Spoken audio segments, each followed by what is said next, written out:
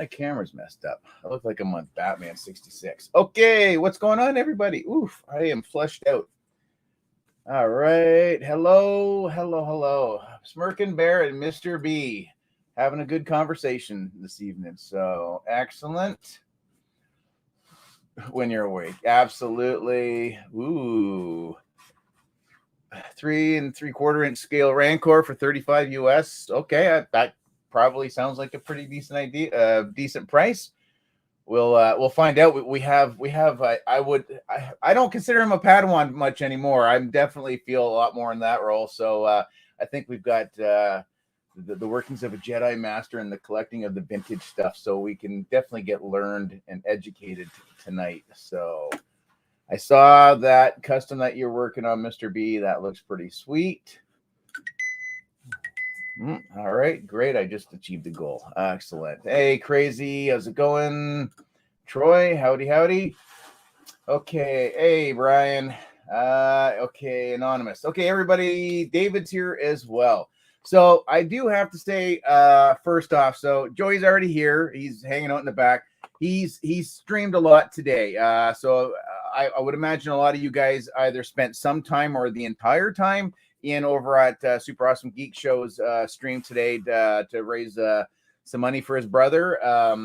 And sounded like it went off really well. I popped in and out a couple of times, saw some really wicked stuff, some cool stuff. Some people won. So that is awesome. So we're going to probably do hour and a half absolute max. We'll be out of here by 8:30. We're gonna let him get some rest. So he streamed hard today. So I'm gonna bring him out, and we're just gonna talk some vintage stuff, and hear some stories, see if there's been any real bad deals that he's had or what have you. So welcome our favorite Padawan collector. So there he is. What is up? Yeah, you asked me, can you come on and talk vintage? I was like, heck yeah. Yeah. If anybody wants to talk vintage, I'm there. Absolutely. Oh boy, look, you got lots of people popping in. How's it going? Hey, Tomb, how's it going? How are you? Linda, you're in here as well. Linda, it's been a while, and I think you're rusty. You haven't asked your famous question in a bit. Maybe it wasn't appropriate when I had Silver on a couple of weeks ago. So that might have been crossing a line. So if you want to get her in, then I'll make sure I pay attention to that comment for you. So there's Brandon back in again. Absolutely. No, I very much appreciate. I completely sketched out on the date, and so I appreciate that you're still willing to stream a little bit longer today. No, man, no. It's like no. If anybody wants me there, I'm gonna be there. I'm not gonna flake out. Not me. That's not me. Well, I say I definitely. Here we go. So this is the very first question that usually gets asked of all my guests. Are you wearing pants? Barely. Oh, there you go. Barely wearing pants. there you go, Linda. So hey, how's it going? Hey, Master's Joke, how's it going with you as well? So I have to say, ever since we did that Hall of Chronicles bounty hunt, I was like, okay, Silver, I gotta have on. I gotta have Padawan Collector on as well. I've had Sleeping on before, so I'm like, I gotta have us all because all great people, by the way. It was all great people. Such a blast. Had such a good time. Saw some disturbing images. I still think show up my head. That bloody weird Watto pillow still haunts me, and I still need one, but we'll definitely have to think twice about that one. But too cold to take off the pants. So over here, it's pretty damn cold. It snowed Monday. We got some of that American storm, and it didn't melt for once. So our Canadian winters have been a little weird the last decade or so, that it'll snow and then it'll go like plus 15 the next day and it'll all disappear again. So yeah, the coldest I've ever experienced. I was working over in Calgary, and I had to work over by Banff. It was in Lake Louise, over in that area. Mm-hmm. The coldest I've ever experienced in my life, where you go outside and it feels like your eyeballs are freezing. Yes. It's like you have to wear like goggles. Yes. Oh, wow. Yeah. Beautiful.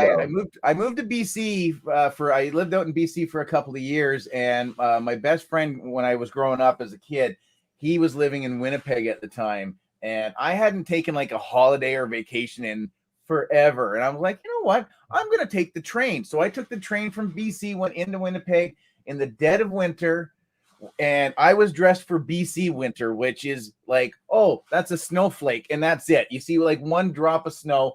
And I got off the train. I was like, instantly, get me to the mall. It was minus 60 with the wind chill. And I was like, yeah. So I blew my entire budget on winter clothes just so I could hang out with them for a week. So it was, not great. Yeah, out of any other country that I've been to, I live here in Southern California. You'd expect I'd be in Mexico all the time, but I've spent the majority of my work life in Canada. Like I've traveled all over Canada. Beautiful country. I love it. Oh yeah. We like the road trip in the summertime, so it gets a little more difficult now. Well, we'll see if things start lifting restriction wise again. But we a couple years ago we drove all East Coast. I've done east to west. The rest of my family haven't gone west together yet, so we're still trying to. Should we? Shouldn't we? We'll kind of see type of thing. I'm not getting any younger from wanting to sit in the car for hours and hours and hours. So, where before I'd be like, yeah, we're doing 20 hours. So just buckle up and, make sure you got enough movies on your iPads to last you, because I don't want any complainers. So, yeah, I think the hardest drive I had to do in Canada was I drove from Toronto all the way to Montreal, and beautiful drive. But when the signs changed to French, it's like that was the hardest thing for me. It's like I know a little bit of French, but not that much where I can, look at a sign and say, all right, I know what that is. You know what I mean? It was the hardest drive ever. Oh yeah, I don't like doing any of that. My wife's a French teacher, so that's a bonus. Both the kids have taken multiple years, thank God. But when we were coming back home from the East Coast, we had stopped at a gas station, and I'm like, I better do my walk around and check my lights on the trailer because it's starting to get dark. And we were just, I think, on the outskirts of through Montreal or whatever. So I'm like, we want to get to the other side for sure. So I walked around the vehicle as the three of them went into the Tim Hortons or whatever, the coffee shop, and I look, and my wires had vibrated out of the socket, and I had ground the plug completely gone. So I had no trailer lights, and I was like, it's almost dark. What am I? So I'm sitting at a spot, MacGyvering, just shoving wires in, got something to take, and I drove for 8.5, I think it was almost 8.5 hours straight home with my four-ways on. So I looked like a parade float driving all the way. We hit downpours of rain. It was the most miserable drive. And then, of course, classic Canadian drivers as well, as they can be very polite, but they're also real pains in the asses when they don't know how to change lanes without using their stupid signals. So, No, I love going to Canada whenever I get a chance. I was supposed to go to Toronto again this month, but obviously with all the travel restrictions, they canceled the whole job, so I didn't get a chance to go. Yeah, that wouldn't have been too far. Toronto's literally 45 minutes from me, so I'm like right in between Steel City, Hamilton. Nice, just over an hour to hit Buffalo, and then under an hour to Toronto. So they're just nice in the middle a little bit. So yeah, I had a great time over there. I had a great time. But that's I think that's what I like about my job is that they let me travel. Yes. Whenever I want to travel, I get to travel, which is cool. Actually, is that me beeping? It is. No, that's me. Is that you? Okay. Jeez, I was like, I think that's right. Sounds like me. All right, Dave, what's going on? What's up, everybody in chat? I hardly get a chance to do live streams anymore, so I haven't done a live stream in over maybe 2 months now. Ooh. Okay. Yeah, I don't do live streams that often. Sweet. Well, there we go. So we're even lucking out even a little bit more now. So so I did get a box in. I don't think Paul said he was not sure if he was going to make it. So Paul sent me. He had a few old school, like legit vintage figures. So I don't even like, what would you properly call them now? Because there's a vintage line and a Black Series line. Is it still vintage to call original figures vintage? I mean, that's what I call them. I call them the Star Wars vintage figures. But whenever I refer to them in my show, I say the 77 to 85 figures, right?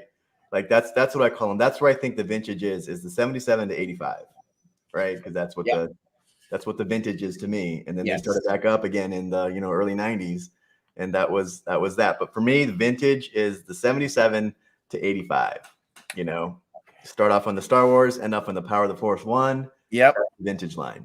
Right. There we go. So there we go. I like that better. That sounds really good. So, okay. So we got a note from Paul just saying, hope you and the family are doing well. Love the channel. I've sent a few vintage figures to help you on your journey from Padawan to Jedi Knight. Also enclosed is just a small gift for Riley. And he put Connor, but he remembered it was Carter. So that's okay. So he sent a couple little Cuddle Team Leader and the Love Ranger, couple of vinyls. So my daughter Riley's starting to get a bit of the collector bug. My son Carter he's a massive Lego head. So I gotta do it again. I know, Carter, you hate when I do this, but there he is sitting over on the floor. What's up, Carter? Yeah, come on, wave. Okay, thank you. Jeez, no, he's busy. He's taking that's not bad. So not bad. Usually he grunts, but so yeah. So he sent that in, and he sent in a few vintage. So cool. Yeah. See, it's when they start getting to the Return of the Jedi figures that I think Ken are really sort of making like a great stride in figures, in the mold, the face, the accessories, everything, the cloth. Definitely. Yeah, so at least he's got his helmet. He's missing weapon, but hopefully that shouldn't be. We'll see how difficult that is to come across. But we got little I don't know. I say 9 nums. So yeah. So there it seems fitting. We got Lando. We got his co-pilot. Not the same outfits, but that's okay as well. Okay, what did we say for this one again? So I always get those wrong, but I think that's Lumat. Mark, okay. I saw Mark in the chat. Mark, correct me if I'm wrong, but that's Lumat, right? Yes. Okay, I think so. Okay, so Lumat. Okay, we're gonna go with that. One of my favorite troop designs, so that means a lot to me right there. So you can't go around with the biker scout, so which is really nice. That's one of my favorites. And then now is it A-Wing? That's the A-Wing. Oh, okay, great. And he looks super like near mint. I think there's just a slight little bit of rub on the back of the hose on the back of the helmet. Other than that, if you're not looking to get those graded and you want those for a display, that's okay. Yeah. That's perfectly okay. And here we go. And we got. That's one of my favorites. I had that when I was a kid. Yes. Yeah. He was great. He was one of the. So I guess staff for him is missing. So, and then today we went to the antique market again, and I came out with nice. $10 right there. He's got some rub on the toes, but again, I'm not looking to do a mint set. And then we got Bosk. Oh, that's a nice one too. Yeah, he's pretty clean. Yeah, that's a nice one. So, and he was, like I said, 25, I think for him, Canadian. So I think that's about $3 American. So that would have been a steal. That is a steal. That is a steal. And then and some Dengar as well. And he was 25 as well. So 50 today. I cleared out a few more things that are sitting in my collection. I never get out to display. So I figured that was a better place was to put those in. So, Brandon. I'm at 15. I'm at 15 now, and I'm very excited for that. So yeah, the majority of the people who contact me on email and DMs and things like that are the people who say that they're getting back into the vintage line and they have like 15 or 20 of them that they've had since childhood, but now they're starting to build it up. Yep. Nice. Excellent. Okay. Geez. I say 77 because it's actually, I like saying 77 to 80, 85 because that was the release dates. But yeah, Mark's right. It's 77 to 88 because that's when they stopped distributing. There we go. Excellent. Oh, Smirking Bear, how's it going? Hey, Dino, how's it going? Good to see you, sir. Let's see, sculpts of this. Mark likes the Empire sculpts. I mean, you can definitely see the progression from A New Hope to Jedi, definitely. And again, Joy, like you said, how The sculpts are definitely better. Like there's some of the figures, like I don't even remember. Murray, one of my newer subscribers, he sent me. I don't ever think I ever had this one as a kid, and I was like, yeah, those are my favorites because they took that design from the German SS officers, because the German SS officers, they used who was that famous designer?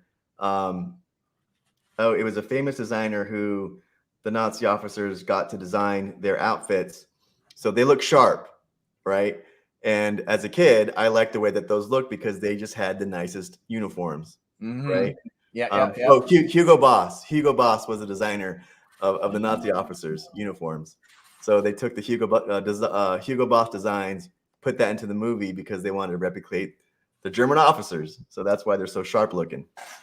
Wow. Well, look at that. When you didn't think the Nazis could get any... No.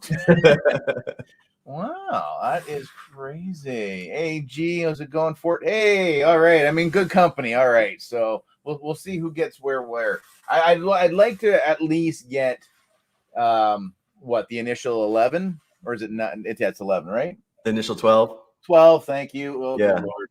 Yes, I would like to at least get the if I can't go the full, because I know there's probably going to be some. What would you say would be probably, say, top 5 most difficult figures that you would think that would be the hardest ones to try to track down for a full set? So for the full set, it would be the blue snaggletooth, definitely. Yeah. If you're going to be a stickler, it would be the vinyl cape Jawa. It's probably the first hardest to get. Right. And the blue snaggletooth second. All the Lukes now are really hard to get. Like the Jedi Lukes, they're starting to creep up in price. So the Jedi Lukes would be really hard to get, and obviously any of the last 17 are the hardest to get, right? Except for Anakin Skywalker as a figure, right? Every one of the last 17 is gonna be pretty much hard to get, just because of the price. The price is a thing that always, if I was an average collector and I said, hey, I just want to collect them all, yeah, that would be my deterrent, is that, I'm not going to spend $400 on a figure, And I just did an episode saying that you can buy the Snaggletooth authentic, or you can go the Stan Solo route. And if you really just want a collection for your, for a display case, yep, you're not worried about authenticity, get a Stan Solo, because you're going to spend $40 instead of $400. Yes. You know what I mean? Yes. If that's the way you really want to go, right? But for me, I want to collect the authentic one, so I'm okay with saving up for a month and buying that blue snaggletooth, right? Mm-hmm. Yeah. Oh, definitely. I think that's I'm being picky and choosing, like I was saying to you, like before we went live, just deciding with the Disney Plus shows that are hitting, that I mean, there's definitely, as a collector, you've probably already seen that certain figures have already probably jumped, or ones that you probably would have seen just plentiful out there, they've all just kind of dried up and the prices have gone. Oh yeah. I mean, like I said, for me, like the Tusken Raider, I thought was a no-brainer. I was like, well, we've seen so much Tusken Raider stuff in Book of Boba Fett. I'm like, that's got to pique some interest, because even finding Black Series Tuskens are starting to get a little bit more difficult, and that's a modern figure. So yeah, I can see all of the modern figures peaking right now. Like I can see all of them peaking right now, especially like the ones you're talking about. The Rancor Keeper is probably gonna peak. It's probably gonna go up a little bit, but just a little bit. But the ones that are really going up right now are the Boba Fetts. All of the Boba Fetts are going up right now. It's like you are seeing the Hong Kong versions, complete, nice looking. Like you can, if you wanted to buy a beater, you can still buy a beater for the same price, right? But if you're looking to buy a really nice looking Boba Fett, you're gonna pay what they say is the Boba Fett tax. And then if you're looking for the tri-logos right now, the ones that are the more rare ones up in the line, everything that's more rare has taken a 20% jump up in the last like 2 months. Everything across the line. Wow. Right. Yeah. I just bought a pop-up R2, and and that thing has taken a 20, 25, 30% jump just in the last 2 or 3 months. Right. So if you didn't buy one in October and you bought one as recently as November, you're paying at least 20%, 30% more. Wow. Yeah. And I don't know why that little figure is going for so much, but it's not just on the eBay, it's on the private collector to collector, because when you're looking at eBay prices, the collector to collector are looking at those same eBay prices. So they're bumping up their prices a little bit more, right? And justifiably they can. Right. Yes. Yep. So Brian, you have the original 12 still card. Holy Jesus, man, you are crazy. So Brian, this is Brian. He's a member of the 501st, and he's my American Santa Claus. So he sent like virtually almost every convention exclusive in my collection has been gifted from him. So so that's crazy. So doesn't surprise me, Brian. Your collection sounds absolutely ridiculous. So yeah, and he's modern as well. But that's one thing that Mark in the chat just said right now. The Vectis auctions, like those things I've seen, the carded figures, they're selling for lower than, I mean, they're selling for great prices on those auctions. Yeah, and I always miss them because it's a different time zone. So when I'm barely waking up, the auctions are ending, right, for me. Dang, it popped off. All right, let's see. Hey, Kat, how's it going? Good to see you. Yeah, but I'm seeing a lot of people here that were inside the auction site right now. But I just wanted to say and give kudos to you guys in the community who came out full force. Not on just that auction, but I've been on Holo Chronicles auctions where they were doing things for Children's Hospital, and things like that. Man, this community, and I had not experienced that because I'm new to this community, basically 6 months. Yep. Been in this community, but how you guys rally around each other, dude, that's just freaking fantastic. How everyone just rallies around each other. Oh yeah, it's without a doubt. I think I think COVID helped with.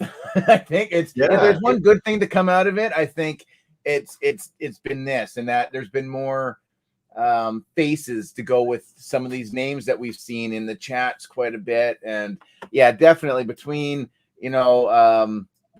Josh's house catching fire and and John's brother, and that is just. Yeah, and again with the Holo Chronicles and everything, it's just been that definitely makes me really proud. I'm like, I could be having a crappy day and still think and go, what? Yeah, we still do some good, like it's not just about talking about 16 pieces of plastic or stuff that's been around for 45 years and hasn't disintegrated yet, or maybe we've been getting poisoned from this stuff from all these, who knows, but yeah, that's it was like I said, I popped in and out a few times and was just like just seeing some of the numbers go up and everybody just jumping on and going, yeah, okay, that's pretty sweet. That's really, really good. Yeah, we reached over almost $4,500, I think, just in that one little 7-hour run. It was fantastic, man. It was pretty cool.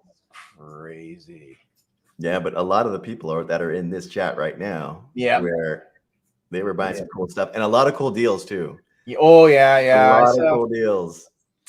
I like that that last set of like the vintage lot with the Wampa, and I was like, I'm like, man, I so tempted, but I'm like, no, I bought 3 today, and I'm not going as deep and crazy as I did when I started with Black Series, because I would just come home with like 10 or 12 figures at a time. I'm like, no, I can't do that this time around. I got to be smart, make better choices with my life, with what I'm doing. So, what do you remember back when you were a kid? What was the first piece of vintage that you Darth got? Vader. Darth Vader. Yeah. Yeah, and so, you still have them? I wish I could say I do, but no. This is the retro. He was the only retro one I ever saw from when they got re-released. And I grabbed him right away and went, oh, it looks like it, but I couldn't believe when I opened it up and I'm like, is that really how there can't be that small. And I've just gotten bigger. That's all it's been. But yeah, Darth Vader was definitely my first. I think out of all my figures, C-3PO, I probably went through the most of. Just because I don't know how many I probably buried in a sandbox, and they're probably still there rotting as it is. So, I would say that C-3PO probably I had to have been at least 8 or 10 C-3POs throughout my childhood, probably. So Yeah, I still have my childhood one, and it's a rag doll. Like Yes. you know, but Yep. it's in that case. Oh yeah. Hey, It why doesn't mean not, it's right? ugly. Yeah. And that's what I was sad too with watching your stuff and just going, oh yeah, I remember that one, and I remember having that one, and I remember having the the cardboard the Palatoy Death Star, and I had the like so much, like I just remember that was all over the place, and then it was like Castle Grayskull in the middle, and then that was it, and then all my Imperial forces owned Castle Grayskull as well. So I didn't care if it didn't size the same way or whatever. I'm like, it's good enough. But yeah, the best part that's been about this whole run is that, you know, to other people who aren't a fan of Star Wars or aren't a fan of even toy collecting, they just see them as like plastic figurines, right? Yes. Until they know the history of it.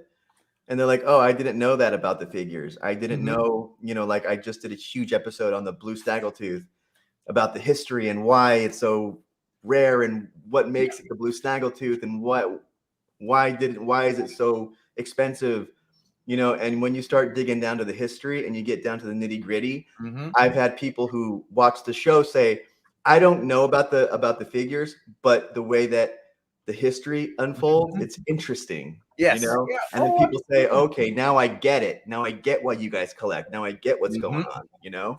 And to me, it's, you know, it fulfills a nostalgic quality because that was my childhood. I'm basically trying to recapture my childhood. But when I do the research on it, to me, it makes it more interesting, and it kind of like fuels the hobby, you know? That's why I like putting out the content that I put out, is because it's like a little mini history lesson, you know? Oh, for sure. Let's see, dig up all the 3POs, make it.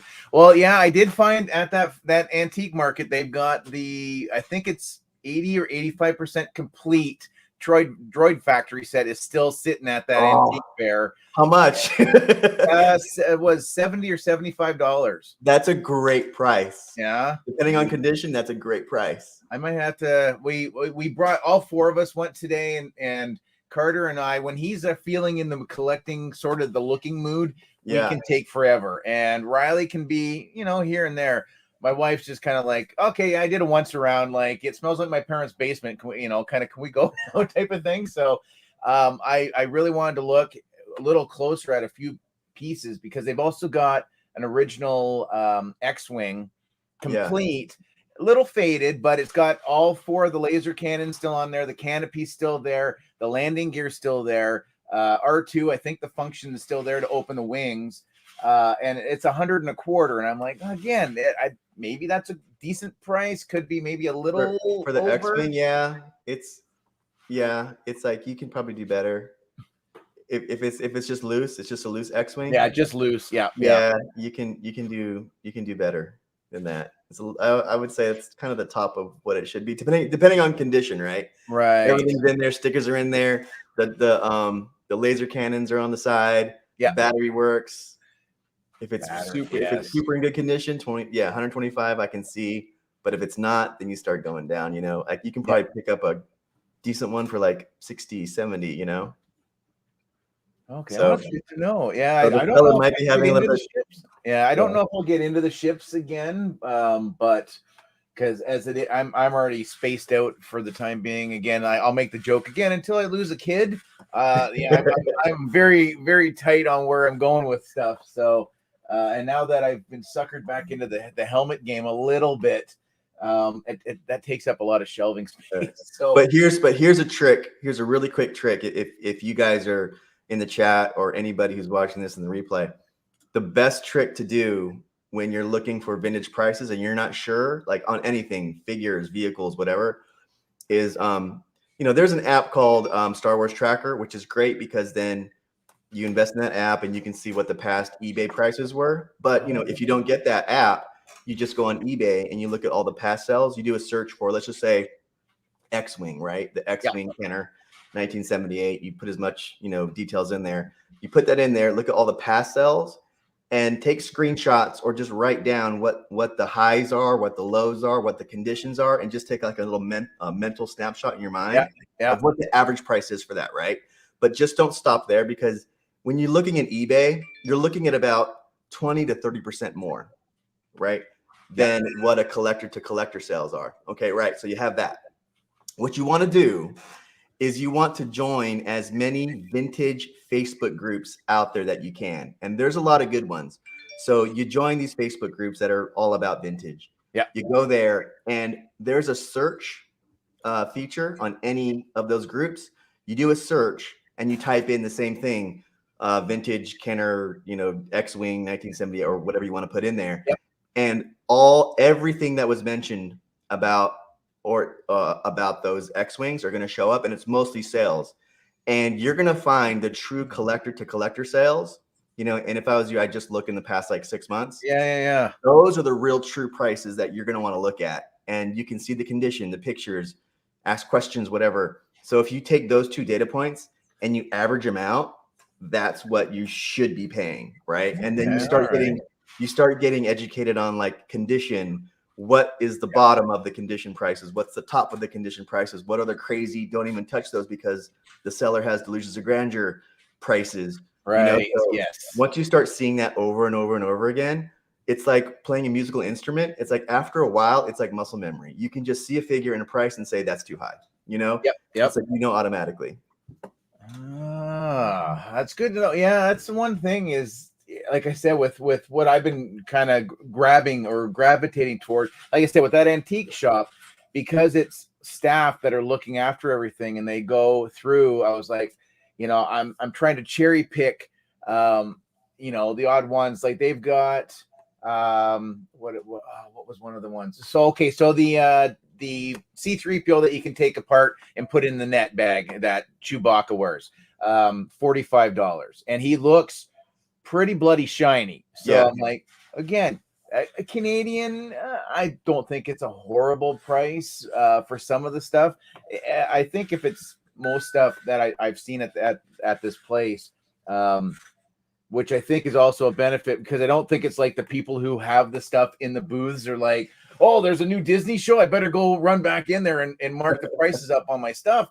Because like I said, some of the figures and some of the prices I've seen there, I'm like, it could be a good honey hole. The only real downside is there's nobody to barter with. So it's just, that's what it is. It's a set price, and they actually charge you tax on it. So it's not like, oh, it's got a $25 sticker, so here's $25. It's like, here's 25 plus 13% tax. It's like, oh, so it's almost $30 then. Okay, I see how this is going to happen. Yeah, and I do like buying at local vintage shops, but I'm going to say this with like, a little asterisk, but a lot of the times when buyers at vintage shops are buying, they don't check to see if it's repro. They don't care to see if it's repro.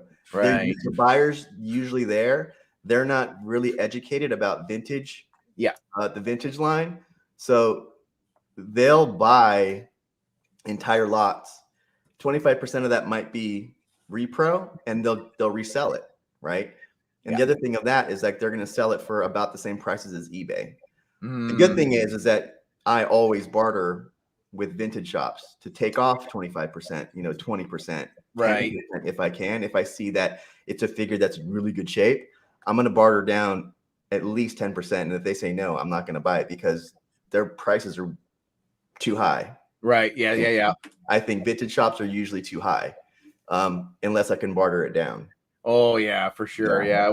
We've got a couple of shops over in Hamilton, and the one it's almost like going through somebody's basement, and you got to turn sideways to get down the aisles, and there's just everywhere you look there's something, and then you get so distracted that if you were actually zoned in on something, you were like, oh crap, what was I staring at again, because I caught something else that whatever.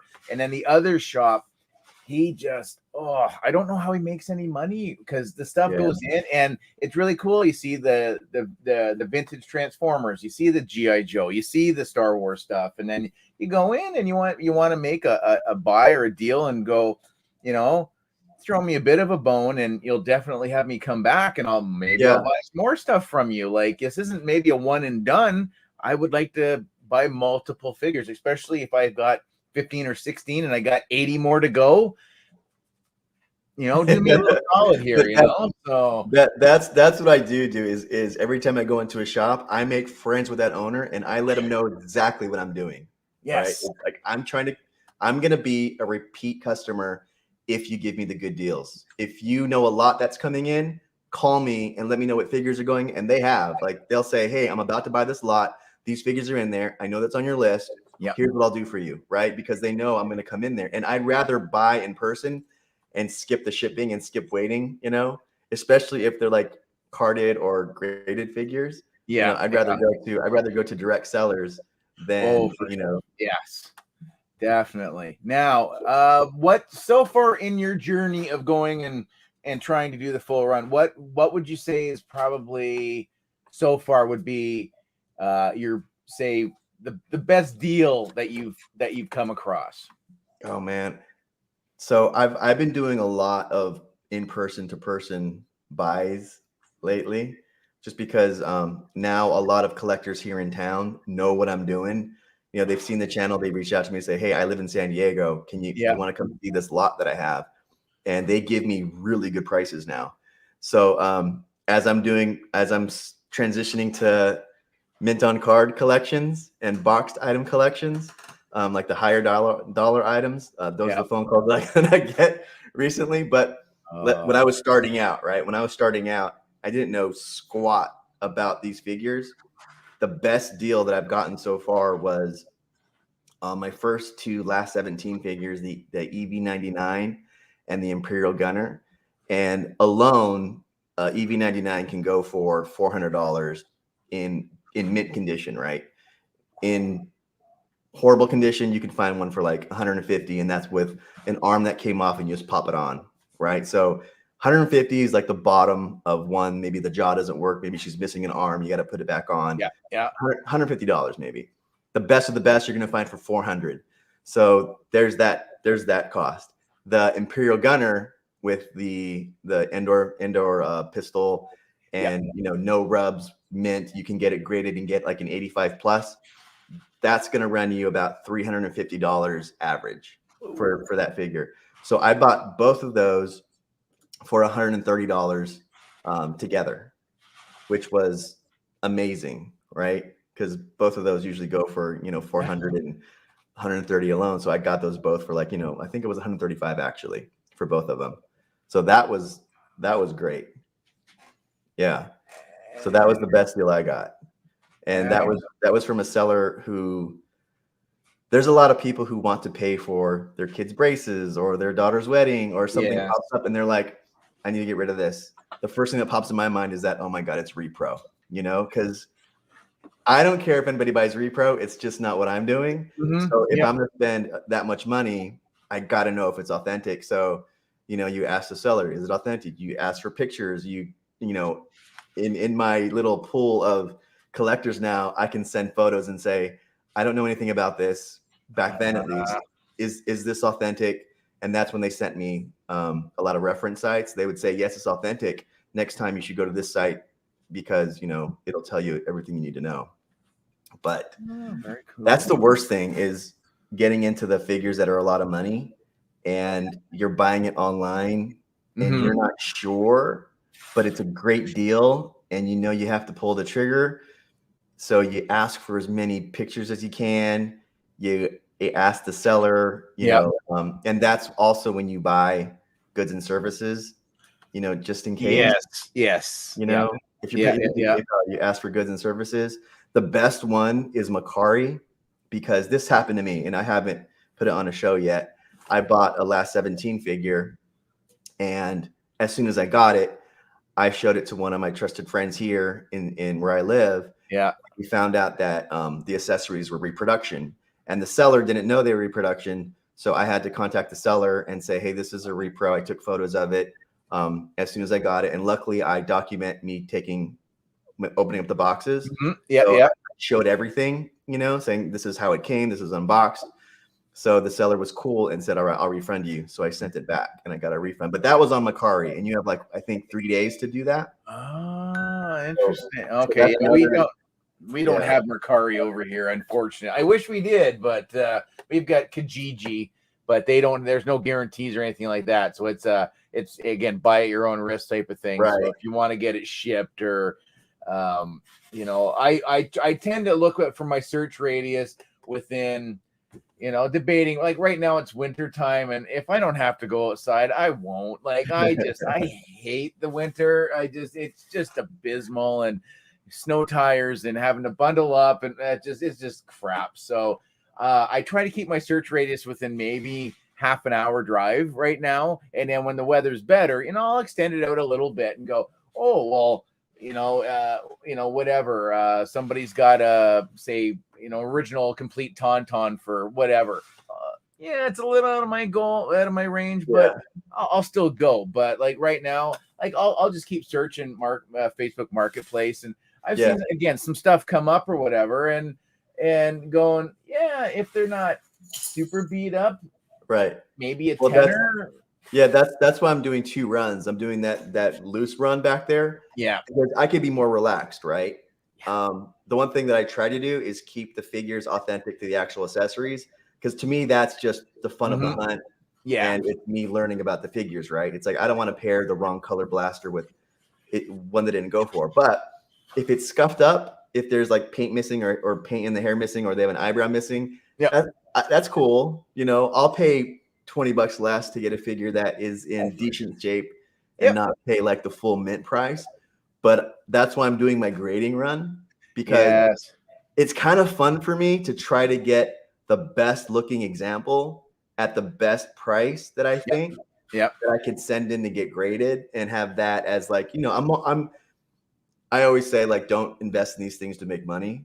But if I'm spending this much money on it, I do get a grade on it, my family wants to sell it, they can sell those high value ones, you know, and it's graded already, it's insured, it's authenticated, you know, they can sell those, and then the ones that are in that case, they can melt them if they want to, or they can so it's that. Plus there's like, to do a hunt for the mint figures, or, you know, as mint as you can, that's another aspect of collecting that I like, right? They're collecting the figures themselves, putting that case, but there's also going on the hunt for the best of the best that you can get, you know, and trying to get good deals on that to get graded. I think that's another aspect of collecting that I kind of gravitated towards, because it's fun, right? And I've had a lot of, like, not negative, but it's criticism, saying that why you're going to spend that much money, it's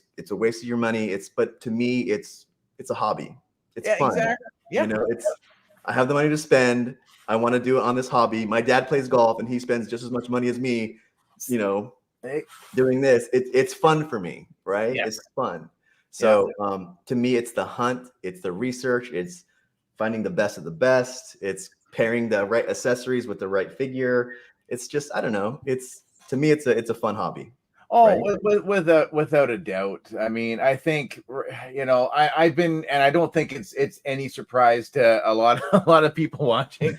I'm getting really jaded with Black Series. It's such a love-hate relationship, you know, that this going, and again, I don't have a Chewbacca, I don't have a Luke Skywalker, there's no Obi-Wan Kenobi, whatever. Like, this is fairly recent for me, but at the same time, the ones that are here, the ones that belonged to some of my subscribers when they were kids and have sent them in to help start to grow.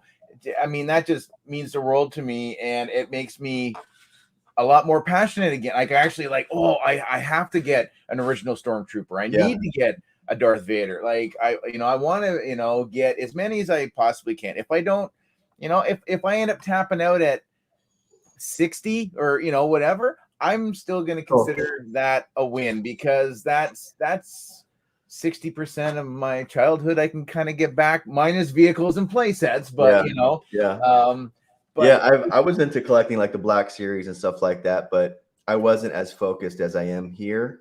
It was me going to a shop or a store and saying, I really dig that figure, because the Black Series, like, let's just be honest, they look freaking great.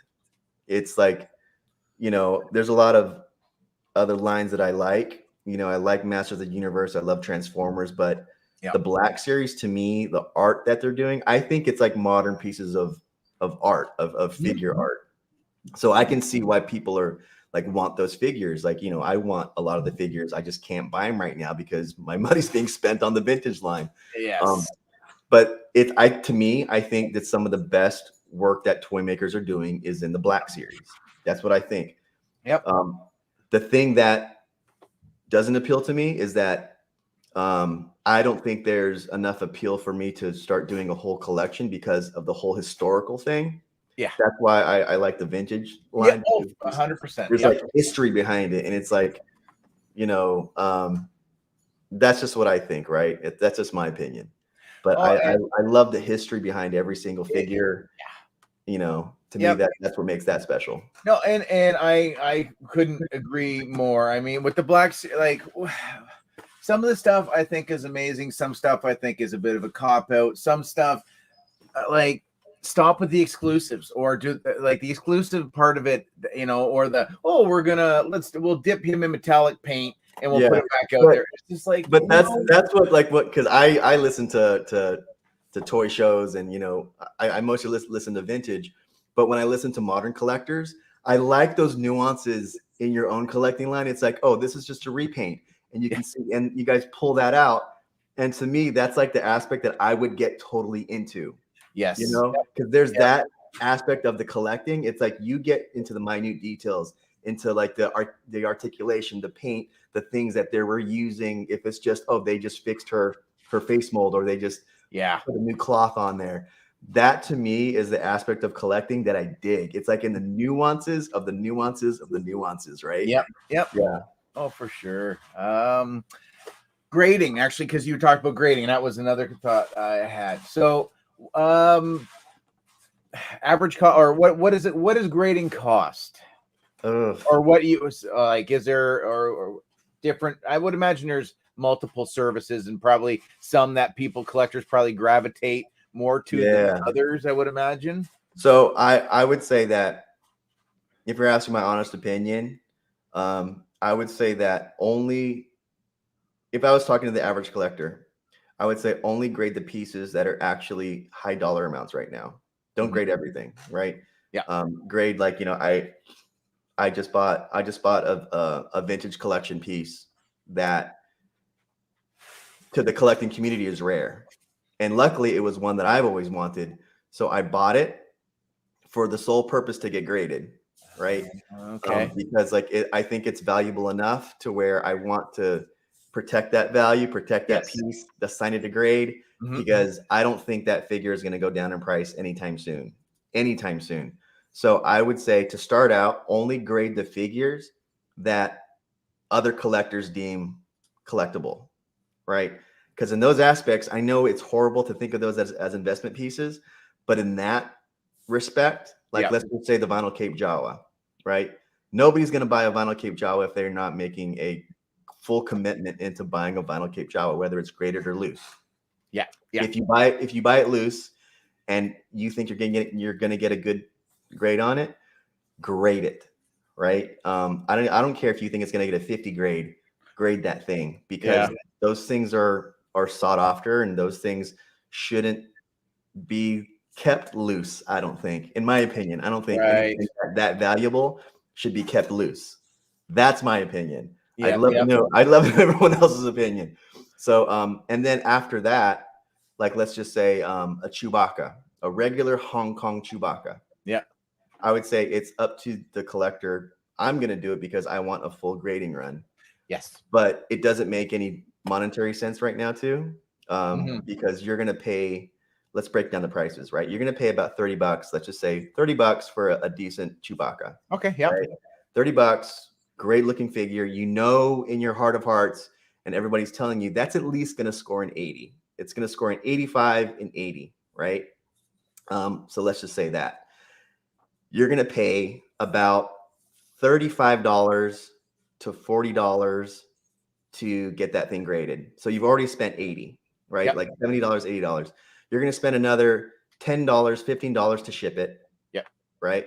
You're going to spend another $5 to have it graded.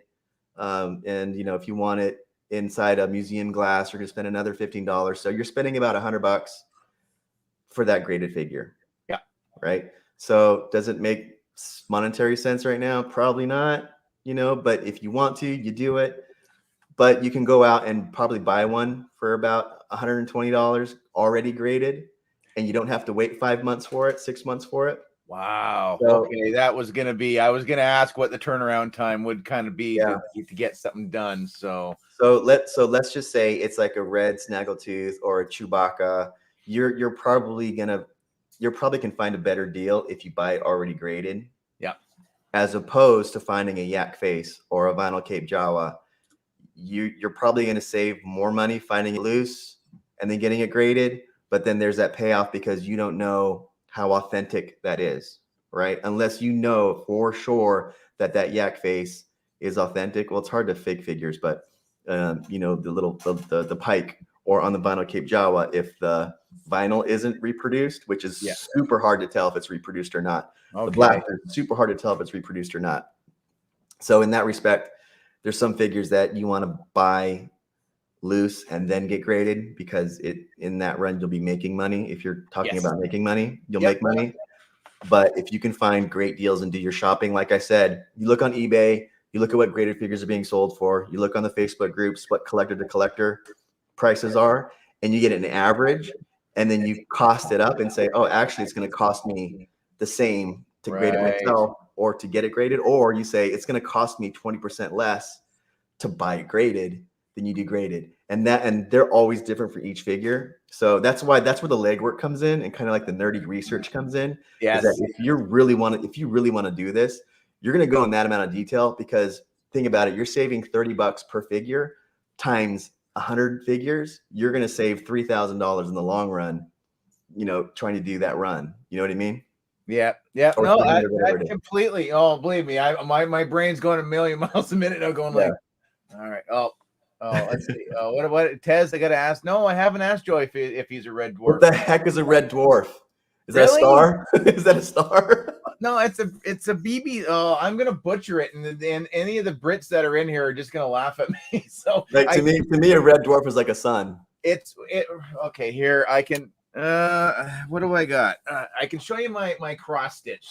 So right up here is Red Dwarf. So it's a BBC comedy series from the 90s, and they actually the original 4 guys are still in it today. They just put something out last year, so it's a little more rare to hear of Canadian Red Dwarf fans, so to speak. I love my British comedy stuff all the time. So Blackadder and Bottom and the young ones. And so is it something that I have to? What is it? Should. Is it on Netflix or anything like that? Let's see. Where I don't know if there's a streaming service. I know Apple's got it for sure. I bought every season on Apple TV, and I own all the Blu-rays and the DVDs, and I used to have them all on VHS still too. So but yeah, you have to look in. I'm not sure. Maybe there's one of those services online that you can watch. If somebody says to watch something, I watch something, especially if I hear it on a stream. I always come out with a big long list of things that people tell me that is one that you have to watch. The seasons are only 6 episodes a season. They're only literally just over half an hour per episode. Season 7 and 8, there's actually 8 episodes, and then there's no 9. And then they did kind of a sort of a movie, which I think kind of bombed, Back to Earth, because they didn't put the laugh track in there, and it just lost something because it was just like it was like watching a movie and going, oh, okay, well, that was supposed to be funny, and I want to hear that that roaring laughter behind it. And it's am I like not cool? I mean, I was never cool. Am I like less cool because I don't know what a red dwarf is? Oh no, I'll give you a pass. I'll give you a pass. So to be honest, like I don't watch a lot of TV, so that's why when somebody says I don't myself anymore. It's because YouTube just takes up so much time. Right? Yeah, that's why I don't watch That's why I don't watch TV anymore, because of YouTube. Yeah. Well, a dwarf is probably one of my go-tos. Just even I have watched it probably more than I've probably watched Star Wars films, which is sacrilegious, but I can just put it on in the background, and you just hear different things like, Smeghead is some of the things, the boys from the dwarf. All right, man. I'm gonna watch it and I'm gonna report back to you, dude. Yes, say, all right, I need to hear. Yeah, Red Dwarf's like drama on a space station. If you guys see me on a stream or on my show and I have a Red Dwarf shirt on, then you'll know. Rick, you're paining me. Don't. Those are like knives stabbing in the heart right now. So see what I consider ever get.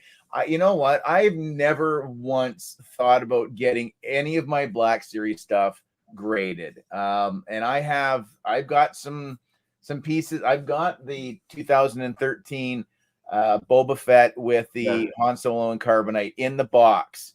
Could I send that, but I wouldn't. I don't want to encase it in plastic. If I had a second one, maybe I would consider doing one just to say I finally have one graded. Like, it's the same with some of my carded figures. I don't have a lot. I like to stress people out by ripping them off the card, and I find enjoyment out of that. But I don't even have any of the clamshells to actually just enclose like my credit collection. I'd like to do that. And I haven't taken that kind of a plunge yet, and so it's like, well, that's what's it going to be? Is it going to be, am I going to protect the stuff or get it graded, or am I going to be able to add a few more pieces into the collection?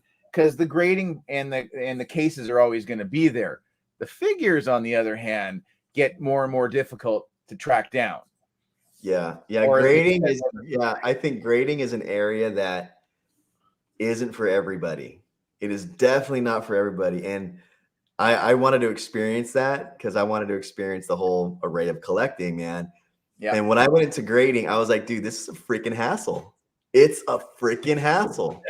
Because not only do you have to send it in and get graded and wait for it, and you get what I think is a subjective grade no matter what. Like, it's a human or a couple humans or three humans looking at your figure and saying that, it's an 85. And then you can look at another one 5 months from now that's worse condition, and you can see 85 plus. You're like, how in the hell? How did that happen? Look at my figure. I got an 80, and this one has a whatever mark. So it's not for everybody. There's those aspects. It's still human, but still, it's a little bit of a hassle. It's for the people who really, really want to get things graded. Yeah. Right. Yeah. It's like if you're in love with trying to get a financial kind of investment out of it, then I would say it's probably more for that, but man, it's a hassle, and I like it, but I still think it's a hassle, it's not for everybody. It's definitely not for everybody. Now, I would think it would be smart enough to say that you're probably a few figures ahead of what you've got out as far as video content, without spoiling anything or whichever. Has there been a couple of figures that have been again on your radar that you've picked up that it was not saying that you got a steal of a deal, but maybe it was a couple that maybe you weren't specifically looking for, but was one. Well, I don't remember what is out there right now and what I haven't shown to the public yet, but I'll give you guys a scoop in case it's a scoop. So there's two figures that I recently bought. I bought a pop-up R2 with the pop-up saber, and that was one that I was saying is going for a lot right now, and I got that at the bottom of the market price. And then I think this one just came out, but I got a Stormtrooper Luke at the bottom of the market also. Oh, okay. Yeah, so it's one of those things where that's why I think it's so important to look at all those data points. And also don't be afraid to go to those Facebook groups and say, how much is this figure going for if you can't find a number on it? Yep. It's like I'm a numbers guy, right? I'm a numbers guy. I always want to see numbers in my head. So as soon as it's like, what's that movie with Russell Crowe? He sees numbers in his mind. Oh, Beautiful Mind? Yeah, Beautiful Mind. When I see a figure, I see the condition and I see numbers pop out of that figure. Right. Okay, that figure, what I've seen, and the more you see, like if you see 100 of those figures, and you know like what the bottom of the rate is, because what brings down that figure to that condition to that price, and you start seeing it in your mind. It's weird, but that's how I see the figures.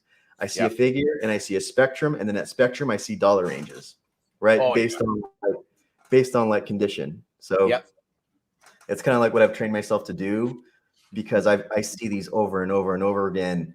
And like when you guys watch one episode, there's been like hundreds of hours of me collecting for these last 6 months that I put into this little noggin, that I start seeing these spectrums, and I start seeing these data points, and I start seeing all these numbers in my head. And that's what I see, right? When I see a figure, I see the spectrums and dollar amounts. It's like geeky, but like that's where it's that's where it's gone to. Oh no, definitely. That's I don't know. Just looking at some of the stuff, again, if I were to go back 5 years, of course I know stuff like this has existed because I've owned this stuff as a kid, but it was never anything on my radar, like until Mike Case, Uncle Mike, I call him. So he's the one who created the whole Papa Gord the Canadian Santa Claus bit. I knew nothing about 6-inch collectible line. I kind of knew Marvel had some stuff out there. Had no idea that Black Series was even a thing, because we always went down the Lego. Obviously, we went down the Lego aisle all the time. And when my daughter, she was like, whatever, more into whatever her brother was into. So if Carter's into Lego, Riley's into Lego.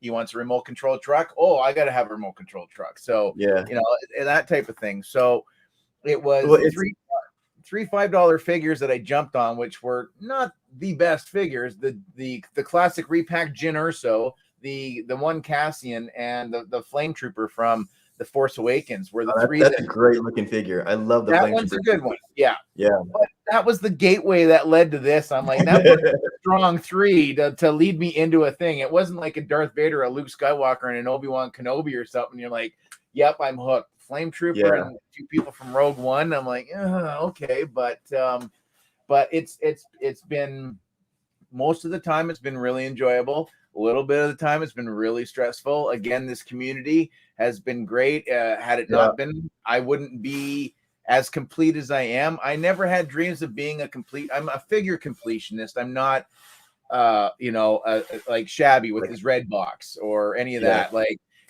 again, I like to open them up, and I like to hold them and appreciate the figures even more in hand, to see the design aspect, like the people that did the work on the actual figure. I can appreciate the card back too. I think card back looks awesome. I just think boxed figures they just don't look as displayed as nice. And that's honestly, that's the best thing that I've learned about the collecting community, is that there's no right way. There's your way, and that's it. That's it. You don't have to follow anybody. You don't have to. You do what you want, because at the end of the day, it's your money. Do whatever you want with it. Right. And there's ways that harm other people, and there's ways that don't. Right. What you collect is what you collect, and that's cool. If you want to do it a certain way because that brings you joy, and that's the way that figure or line aesthetically pleases you, freaking do it. You know? And I think that when the joy comes out of me, it's because I'm trying to appeal to a certain, not audience, but I'm trying to appeal to something that isn't what I want to do. Just because I might be afraid of pissing some people off, or so that's kind of why I set the rules of my collection the way I did. I was like, what's going to be the most joy that I'm going to get, and do it. Right. And that's why I have my loose run, my graded run together. I see them as 2 separate runs. But it's like, why do I want to do it? Is it to please somebody, or to, please myself? And I was like, dude, it's because you want to do it. So do it. Now, keep going. No, go ahead. Okay, so now between your loose collection and your graded, I'm assuming, are you farther along in your loose? Oh, by far. Okay. Yeah. Okay. By far. Yeah, because I have to do now what I'm doing is when I'm buying my loose, I'll also buy a graded version of it, whether it's already graded or it's one that I deem can get at least above an 80. Okay. Yeah. I mean, and when I was doing that early, when I was trying to buy two, I wasn't really paying attention to the graded ones, the really good ones. And I caught myself saying that, okay, you have doubles. This one that you thought was worth grading isn't. You should probably resell that. Right. So that's what I'm going to do is like, I'm going to try to get at least an 80. If I'm going to send it in, I'm going to try to get at least an 80. And I've caught myself doing that where I show something on the show and then I see it and I'm like, that's not worth a grade. I'm not going to, because I'm finding out how difficult it is to get something graded or how much money and time consuming it is. Right. And I'm like, I don't want to spend that much money and wait that long to get a 70 grade figure or a 60 grade figure. Right. You know? And it's cool because I get that feedback on the show. Somebody will see the figure and they'd be like, dude, honestly, you shouldn't send it in. Right. Whether it's in the comments, which is cool. I like mean comments as well as like good comments. Right. Yep. As long as they aren't personal, it's cool. But you know, if they're gonna say, dude, you're stupid if you're gonna send that in, that's feedback. But I think when you were talking, if people DM you and they send you criticism or feedback, that's cool too, because at the end of the day, my show is called the Padawan Collector. I'm not an expert. I'm not an expert. So if you tell me that, hey, I saw this and there's something wrong with your figure, you might want to check this out, or you know what, it's too scuffed. Here's a picture of one I have. I got a 65 grade and it's in the same condition as you. Don't do it. That's what I dig about this, is that I get immediate feedback on my collection, right? It's that community aspect that if I was doing this by myself, it's really not cool. Right? I don't really have a lot of friends around here that like to collect or come over or say, hey, you know, I don't have that. But now I have hundreds and hundreds of people who I've met on this run to give me that feedback, or I can reach out to them and say, dude, what do you think about this? Or like, am I stupid here? Like, am I spending, you know, like, give me some feedback. Oh yeah, definitely, without a doubt. And there was way earlier through the comments too. A lot of people are just saying again on how quickly you're rising through the ranks, so to speak, and that a lot of people are, you know, more looking towards again your channel, and they're getting educated along with the education that you got, and with you passing it along to, you know, to others. Because again, I looking at what my interpretation of a certain figure is, whether or not I think Hasbro's called it in, so to speak, or whatever, or maybe I could have done it better. Whatever. It means a little bit more that just even one person comments and said, you know what, I skipped that figure because obviously you've shown it off and it's not that great. Or you know what, I went in on that figure. I'm glad I did, because now you can't find them anywhere. And if you look at being a reseller, if that's what your thing is and you're looking to flip it, then okay, then you made a good deal and you're gonna make a couple of bucks on it or whatever. There's a couple of figures that I've seen, you know, on a lot of modern collector show, like the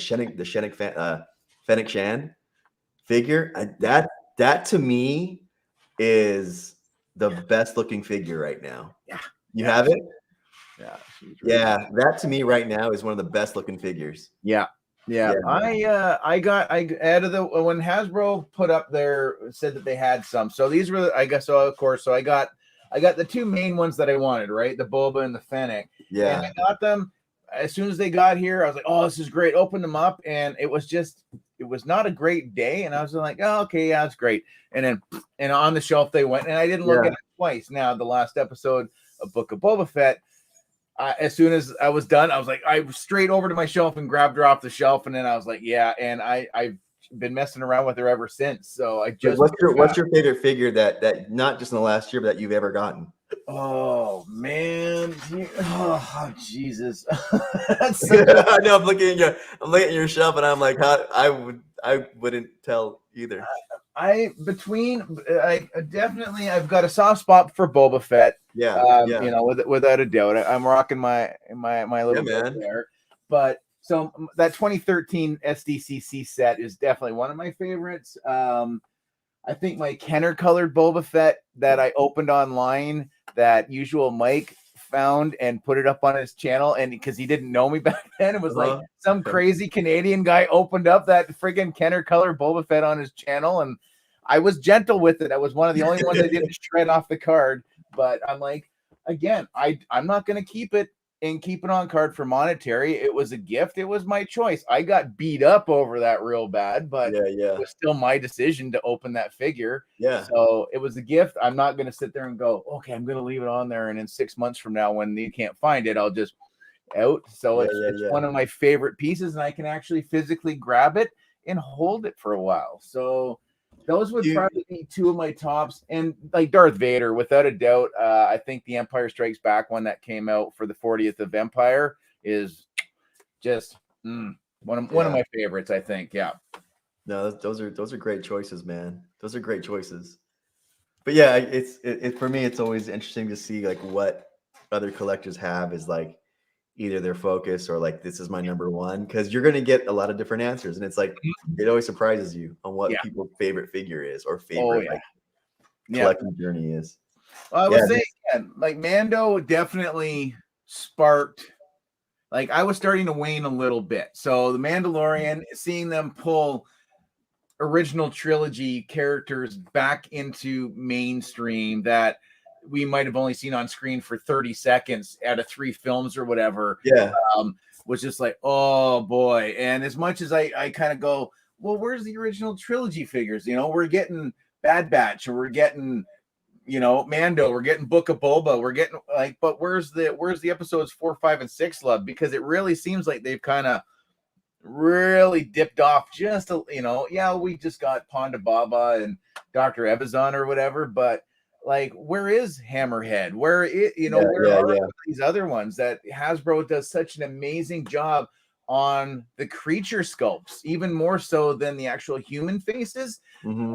I can't complain about a damn thing. Like that Gamorrean guard for the Black Series is still probably one of my top 10 favorite figures of all time. That is, man, whoever got to do a lot of the sketch work on that thing, with the articulated jaw and the fuzzy diaper and the whole good on you, buddy. That was great. So there's a couple, man. You know what? I've had a lot of fun watching everybody's best figures of 2021, because you know I don't get to see a lot of modern collections, but in the last like 2 weeks or 3 weeks, watching everybody's this is the best figures, I've said, oh my god, I didn't even know that was out there.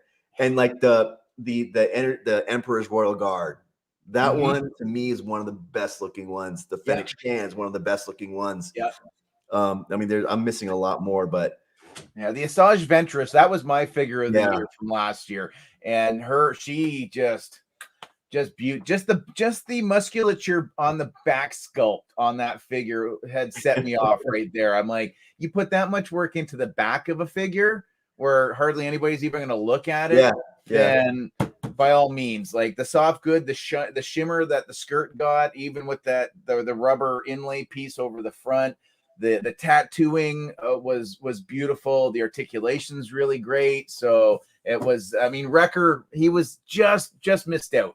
But yeah, it was a little hard this year because again, I was looking at some of the collectors in the States who got Wave 31. So they already had Fennec and they already had the Boba Fett, and some of those made their top 10. And I'm like, they're not in my possession by the end of 2021. So guess what? Like that's now they're gonna have to compete for the whole year now against who knows what we're gonna see. We know some pipeline stuff, but you know, I'm itching to get some more announcements here. Like G.I. Joe is doing awesome.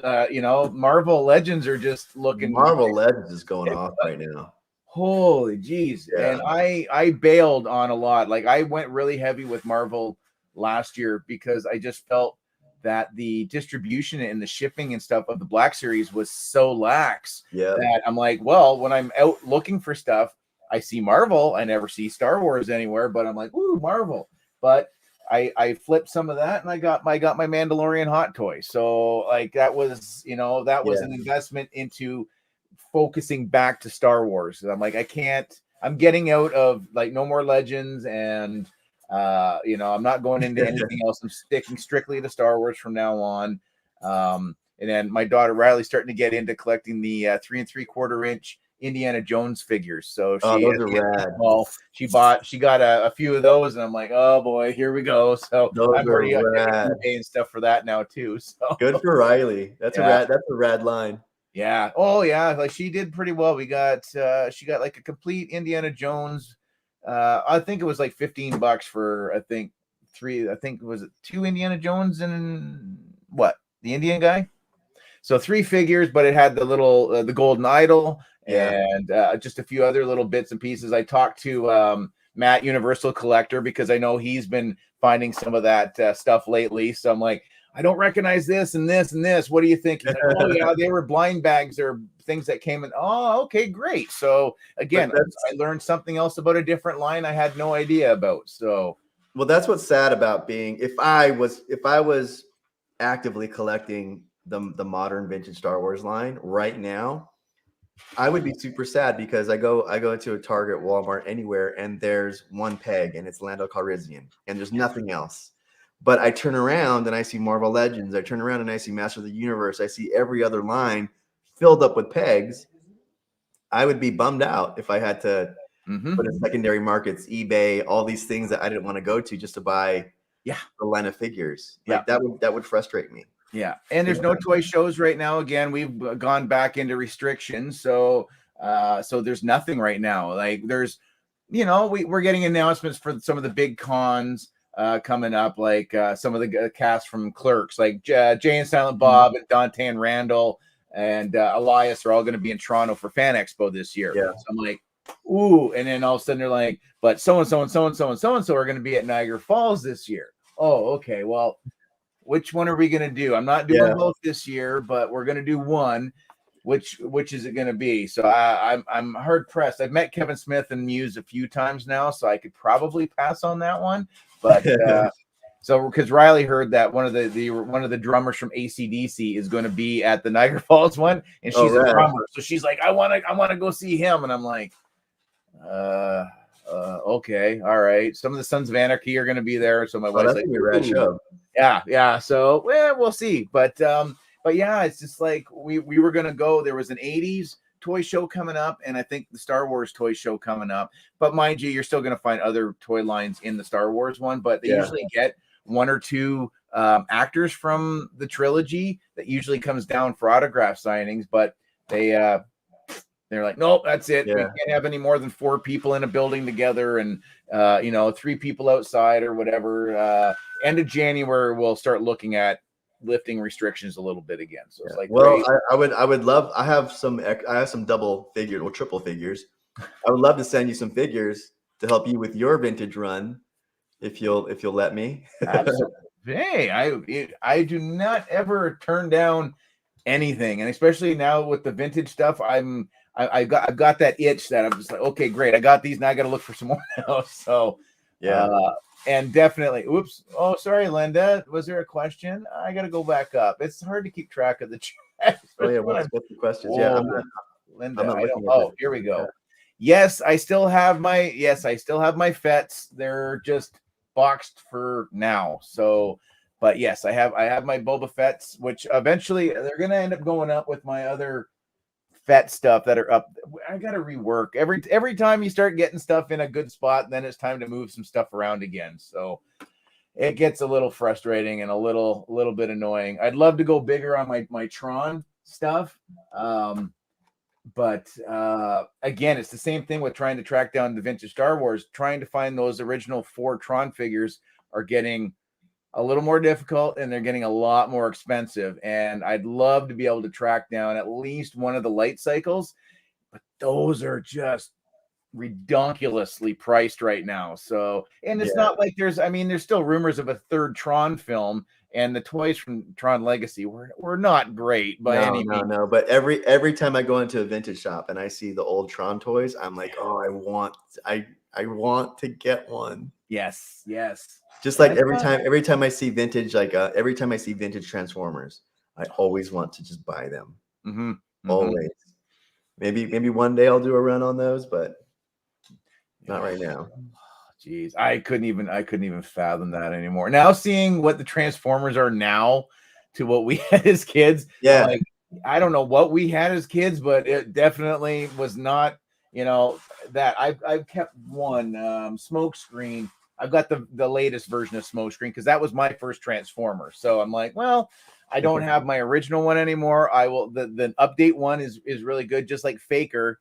Faker was my first Masters of the Universe figure. So I don't collect the Origins line. I started, but I couldn't find. I already got behind with like Orko and Trapjaw and some of the other harder ones, Scareglow. They were just too hard to find. And again, I didn't want to pay, over and above retail for the stuff. I'm like, that's kind of ridiculous. It's a $14 figure, for the love of God. Like, that's kind of ridiculous. So I said, I'm like, I'm going to get rid of it all. And I'll keep Faker. Cause again, I wore that figure right down to the bone. I got my parents' money's worth, I think, for sure. Cause my toys were definitely well loved. I know some of them, my aunt garage saled all my Transformers because I left them at their place and she thought they belonged to my cousins.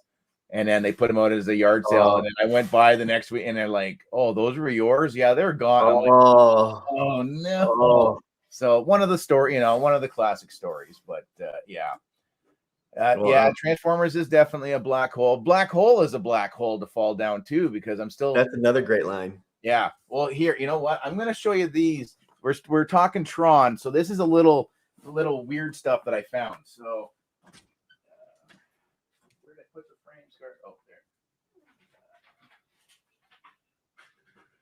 So now that he's gone, can I? I'm just kidding. Okay.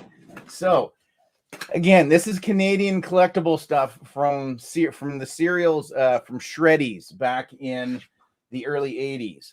So these little frisbees that came in. So I managed to track these down because I saw an eBay listing. A guy had just the red Sark for $200 for one of the, and I was like, that is crackers. So there was a guy in one of the Tron groups I belong to that was like, I've got Flynn, I got Sark. Nice. Okay, that's great. Of course, we got Tron and Yori. So mostly green and one blue. I never had blue when I was a kid, but I finally was able to get a set. And then he decided to be super nice and throw in, which are probably not here. They're not. But they made yo-yos, and I never had the yo-yos, and so he sent me 2 of them, still sealed in the package. So they're not they're not even like that. So I'm trying to work out some sort of a frame to put stuff like this. So again, it's been stuff from my childhood that if Black Series has slowed down or whatever, that I've been able to kind of cherry pick and find a few other pieces that I had from when I was a kid growing up, which is, I think, again, pretty cool to do. So. Yeah, there's always, like, some people ask me, like, what do you do when you're finished? I was like, dude, there's so much in the vintage line to collect. Yeah, I'm gonna sleep for a little while, but there's so much in the vintage line to collect, Yes. Oh yeah. You're never done. You're never done. Oh no. So the Tron 3-pack. Oh, the Tron 3-pack. Yeah, I've got the 3-pack because Diamond Select did like a 7-inch versions of 3 out of the 4 original Tron figures. So they did the translucent Flynn, the purple Tron, and red Sark, which I got. So I've got most of the newest stuff that's come out. They're not bad. They're better than the NECA 20th anniversary stuff. They're definitely better than the original. But they still don't hold their discs at all. You try to get them in a pose and they just automatically, you got to blue tack everything on the figures. So they look great. They're just not very functionable. So let's see, where are we at? Oh, geez, man, we're getting almost to the 1.5 hour mark. So I better start plugging away here, guys. So we're going to wrap it up at the 1.5 hour mark. So if you guys have any questions, we didn't get to, I'm sorry, but I've just been absolutely just enthralled with what Joey's had to say, because it's definitely. Oh, hey man, if you have any questions on anything, man, let me I'll try to point you in the right directions if I don't know the answers, but no, there's a lot of things I don't know still. Appreciate that, because again, between Mark, yourself, and there's been a couple other. So I mean, it's Mark's the Jedi Master, man. You go to him for any questions before you go to me. No, definitely. It just I just can't get over the amount of, like you said, between the repro stuff, any of that, it just knowing your shit. I'm gonna say it, I don't care. So absolutely, repro weapons and whatever, because that would definitely, I think I would be able to tell and know enough to look at like the marks on the backs of the figures and the date stamps and whatever else. Weapons, without a doubt. I have to watch your blaster. I haven't watched that one yet, so that one's next up on my watch list. But that one, even after I did that one, I had to go back and look at all my figures and say, "Oh my God, is this right?" Oh, geez. Yeah, it was. Is there that many differences between the totally? I knew, because I schedule out my episodes of what I want to write, because I'll sit down and I'll write my episodes, right? Yep. I kept on pushing that one back because I was like, oh, I have to research this stuff. It took me about four weeks to really research it, because there's so much, and I don't want to get anything wrong, right? So it was me writing it and then researching to make sure I'm fact checking, and because I'm compiling from 3 different sites plus other asking people. So it's like, yeah, it was the toughest episode, because you can't get that stuff wrong, Yeah, but when you do all that research, you're like, oh shoot, my figure that I bought way back when, I think it's wrong. You check it out, you're like, oh, it's wrong. But luckily, the figures that I did had, it was just like a weapon swap. That was okay, all right, yeah. Okay. Yeah, I got lucky on that. Right after buying any new ones, but dude, it's like once you start going to the rabbit hole of trying to be authentic of what went with the country of origin to the right weapon, it's like now you start getting into the detail. See, it's cool though. I dig it. that's where I'm getting now. Would you say, I'll have to ask Mark this too on the sly, would you say there's a specific accessory that might be a little more difficult to track down, like being like besides the double telescoping lightsabers? Yeah, there's 2. There's the Black Palace Blaster, and then there's R2D2's pop-up saber.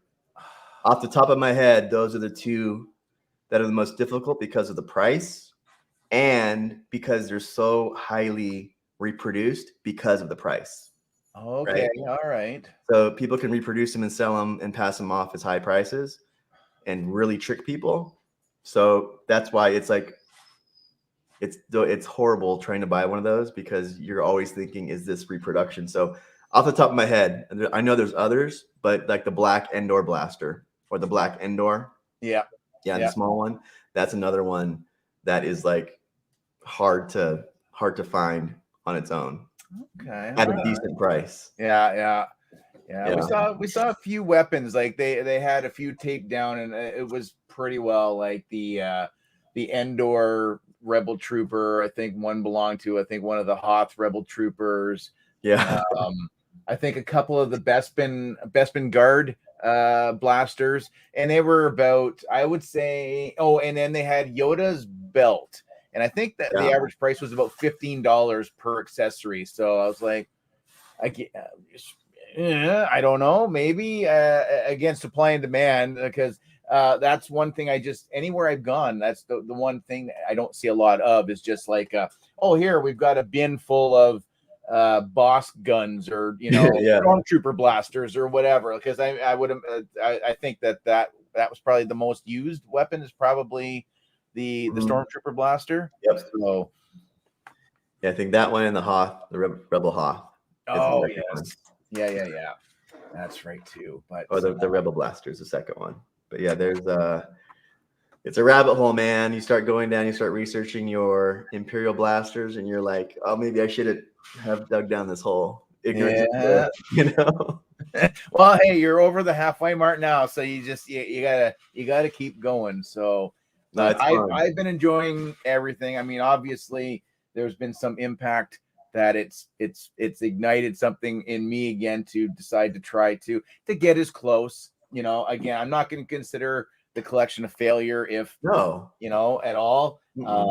Again, original 12, I think for sure with that goes without saying. And then everything over and above is just kind of icing on the cake. And it's just, it just brings you back to happy times when you didn't have to worry about getting up and going and working for 8, 9, 10, 12 hours and paying bills and putting snow tires on your car and doing all this other crap that, it was just like, you know what? I just want to go play pretend for the day. So, yeah. I mean, dude, it's like, honestly, me collecting vintage right now happened at the time that it needed to. If I collected 5 years from now, I probably wouldn't have this community because nobody was doing a lot of YouTube videos back then, or there was not that strength in that community back then. Maybe, it's like the perfect, it had to happen now. Perfect time was now. Yep. And it happened organically. So there you go. Exactly. And you know what? I can't think of a better way to finish this chat off, guys. So believe me, I would keep Joey going for, I could talk for hours. You guys know this, but I gotta let the poor guy have. He does look a little tired, so we're gonna let him have a little rest, maybe some food, get hydrated a little bit more again. I just paid attention that you're wearing your holocron. We should. Yeah, dude. I just got it the other day. Yeah. Oh, and you did the trucker, and I did the flat brim. So you went dad hat, eh? No, I asked for this hat. I really dig this hat. It fits perfectly on me, I think. Yeah.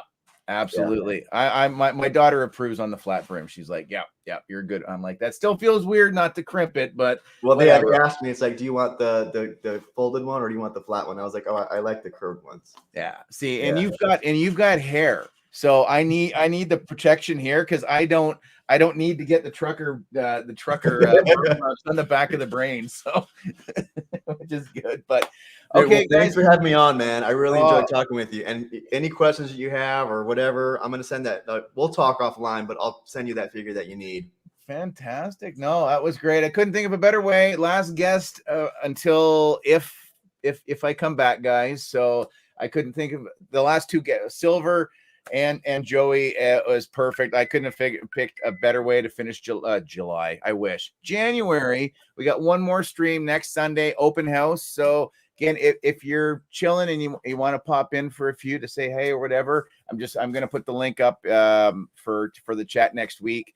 Going to start earlier around 5:30 Eastern Standard Time, and I'm not going to go for a record stream for the last one, but we'll just have a blast and just have it nice and chill. So, here we go. Smirking Bear, we'll put that up there. Yes, he does have a huge baby face. Absolutely, he's got to shave it for the stream. Yeah, there we be. There, yeah. I cleaned up the neck a little bit, so the rest of it I look like I'm starting to really get a little homeless. But anyway, so thanks, Tez. I appreciate it. So, like I said, we all need time to walk away and recharge the batteries a little bit. And I'm hoping that's all it's going to be. And YouTube's still going to be there without me. And I will be poking in and I'll be watching, but just like Santa Claus. But I'm just going to keep my presence down to a very minimal for a little while. So, but that's it. So, guys, again, if you haven't already subscribed to Joey's channel, you should. That's all I got to say about that. I'm enjoying the content tremendously. So it's one of my more favorite channels right now. So there we go, guys. Nothing wrong with that. Absolutely. Oh, and there we go. And Mark's gonna be, so there we go. I'm gonna be going away and Mark's coming back on. So nice. I think that's a pretty fair trade. Although Mark, I enjoy Mark's content quite a bit too. So hey, it's vintage. I'm binging it. If it's vintage, I'm binging it. Exactly. I'm starting to get that way. Black Series is Black Series, but vintage is vintage. So all right, everybody, take care. We'll see you guys Wednesday for the late stream. And I don't know. We'll see if the mood strikes me. Maybe I'll get another video put up before then. We'll see. But anyways, guys, comment, share, like, subscribe, all that usual YouTube mumbo jumbo. And we'll catch you in the next stream. So I appreciate all of you.